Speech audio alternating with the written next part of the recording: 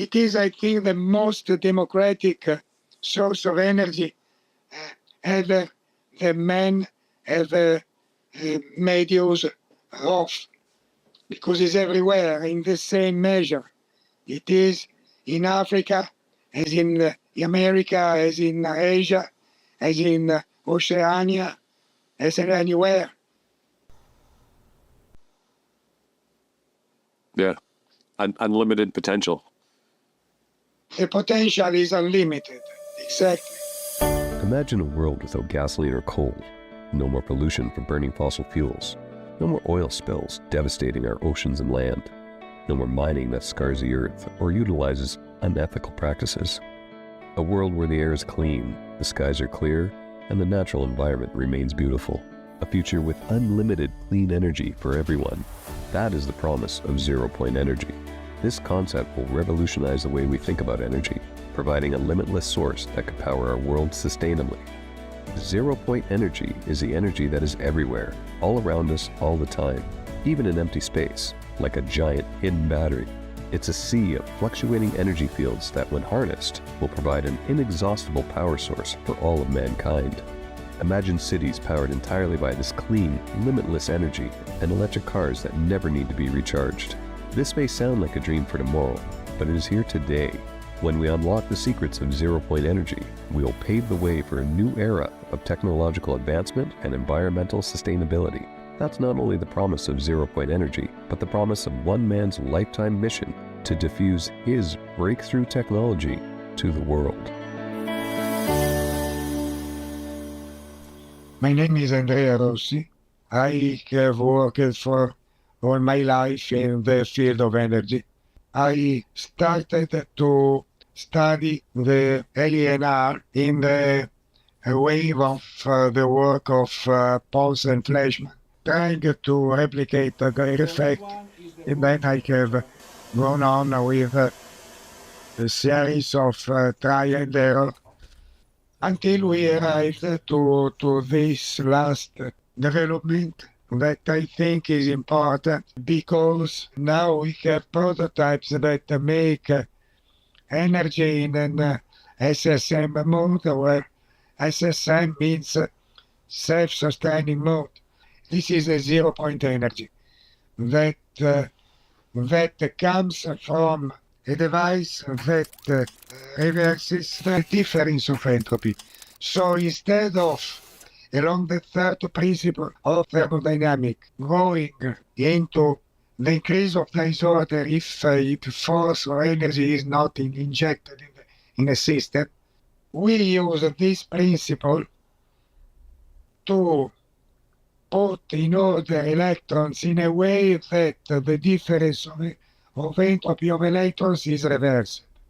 This difference of entropy generates energy, that is the zero-point energy, that is transferred to the electrons not in phase.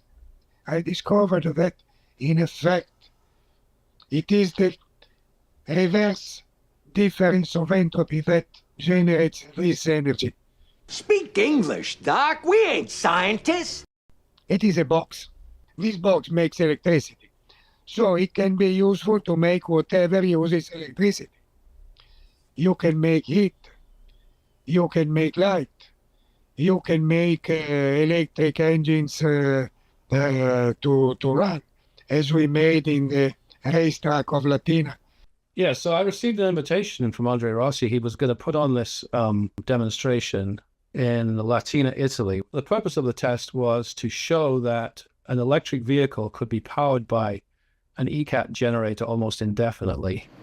And they chose a Renault Twizy, which is a small microcar, which normally has a range of about 70 kilometers on one charge. And they put an ECAT on board this car, and it kept the battery charged throughout a drive which lasted for 201 kilometers. And at the end of the test, the car started at a charge of around 62%. And at the end of the test, the battery charge was measured again, and it was, I can't remember the exact number, I think it was around about 82%. So it had actually not only kept the car running for 6+ hours, it had also increased the charge of the battery during that time. So I thought that was a very impressive result. And I've been a little bit surprised. Well, maybe not too much surprised, but it really hasn't received a lot of attention. It's fairly minimal attention. I think there's a core group of people who've been kind of following the ECAT story over the years, and it's a few thousand people maybe really take it seriously. Steve Previch, CEO of a private equity fund that invests in cutting-edge energy technologies and supports LENR-type companies. Around 2010, after being on Wall Street for 20 years in emerging markets, I had found Andrea Rossi's work and it started reading up on him way back. Persistent, unusual experimental results that I had seen and gained my long-term interest, obviously, up to this date. I've rigorously researched his technology. I have worked with many other LENR companies, visited labs around the world. I've been to the conferences and I've spoken to people. So I'm pretty excited about, his authenticity, his credibility, in my perspective, and if anything, making the hard-earned effort in his journey to do a good thing for humanity. I think people just don't take it seriously because it is considered impossible. I don't think it is impossible. I think he's shown it's very possible.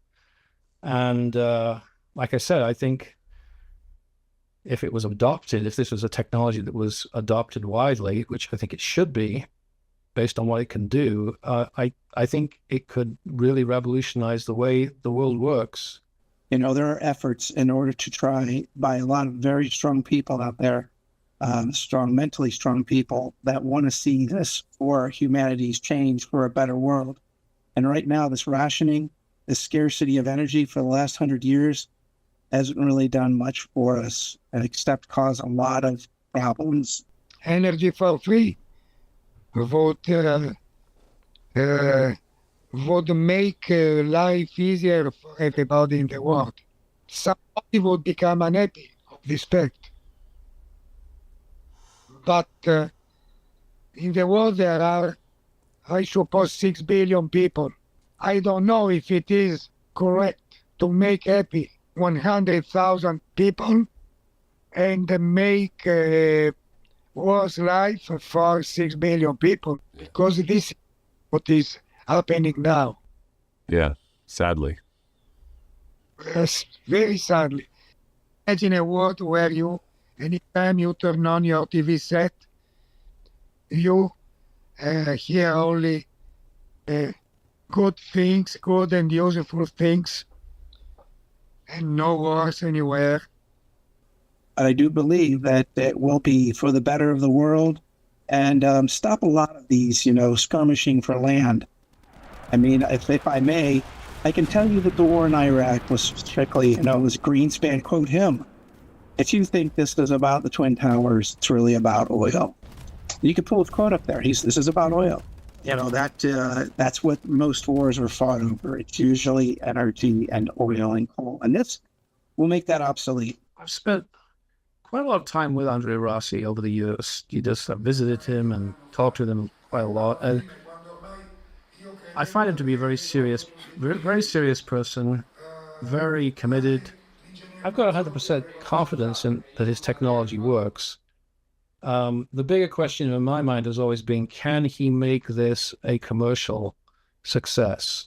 I think that's probably the bigger challenge for him now. I think it seems like he's perfected the technology to, from a technical point of view, but I think the business world and the surrounding social and political implications, I think that's a big challenge to deal with, because obviously there'll be so many ramifications if it became, a technology that was used widely, because of the competing interests. So obviously you're not going to be too happy to see such a technology come along. So I don't know.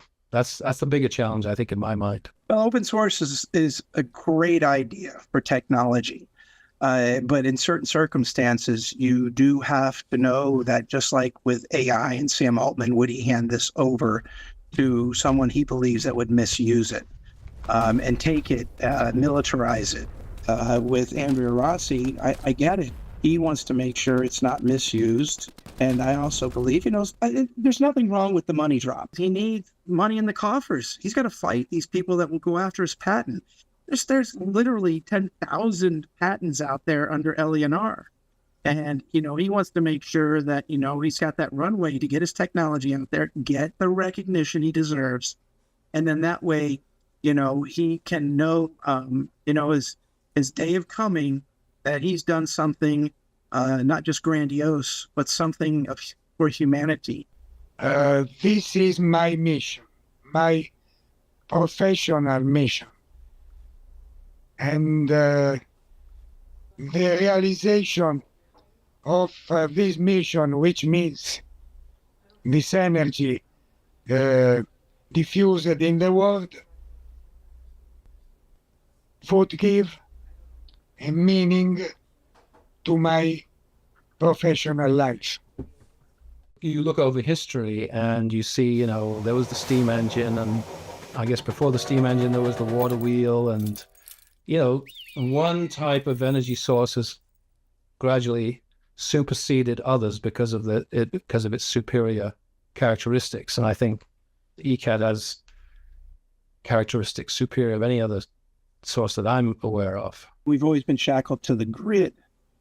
We've always been, rationed, scarcity, and that rationing and the grid. And of course, that's a great way for people to keep, themselves in the food line, money chain. And at this time, decentralizing that energy, you have ease of access. You have the freedom to know that no one can, knock off your electrical grid. No one can shut you out.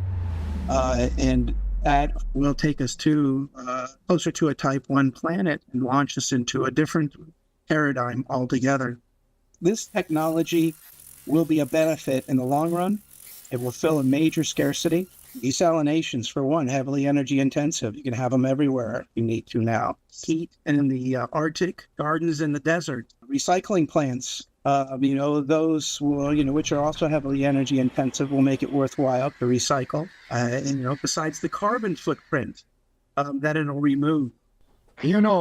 Energy for free without pollution, because, by the way, the reverse direction of entropy does not emit any radiation, does not emit pollution of any kind, does not pollute water, does not pollute air, does not pollute earth. Obviously, the climate change issue would be strongly helped by a form of energy that does not modify the balance between CO2, N2, oxygen, and water vapor in the atmosphere.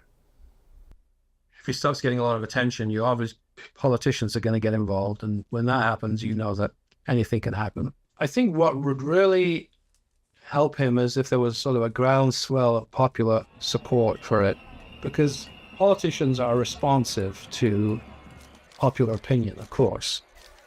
If he could get a public groundswell of support, and I think that would really give him a lot of strength, because, like I said, everybody would want this technology, in my opinion, or almost everybody would want this technology because of how it could benefit their lives.